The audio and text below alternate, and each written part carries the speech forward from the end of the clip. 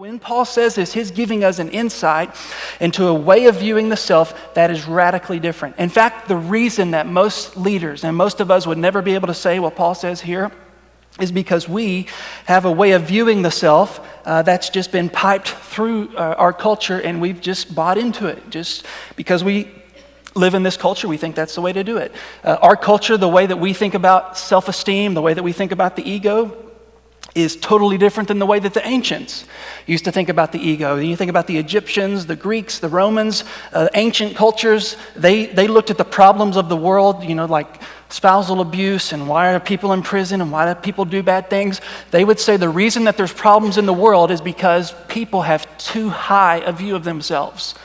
Their self-esteem is too high. And so if you want to solve the problems of the world, then what you got to do, take them down a notch, be very severe, be very hard on them, break their wills, and then they'll be cured.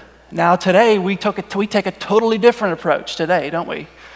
Today, we say the reason that there's people in prison, the reason that people do drugs, the reason that dads aren't doing what dads should do, the reason that there's problems in the world today is why? It's because people have too low a self-esteem, right? If they would only feel better about themselves, if they only had a little more confidence in themselves, then the problems of the world would be done away with. By the way, all the new studies that are coming out are basically showing that method or that belief is false, but it's so ingrained in our culture that it will be decades before we ever move past it. But Paul says, no, actually the ancients were wrong. It's not too high a view of yourself that causes problems.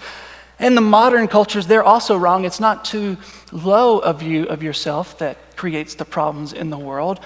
The reason that there are problems in the world today is because there's a brokenness in the human ego.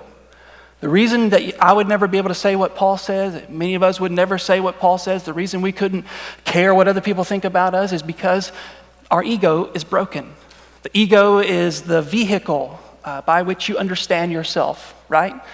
You have an ego. All of us have an ego. We have a self-esteem. We have a way of looking at ourselves. And Paul offers a way of looking at the self that is totally radical. And he does this because Paul knows that the ego is broken.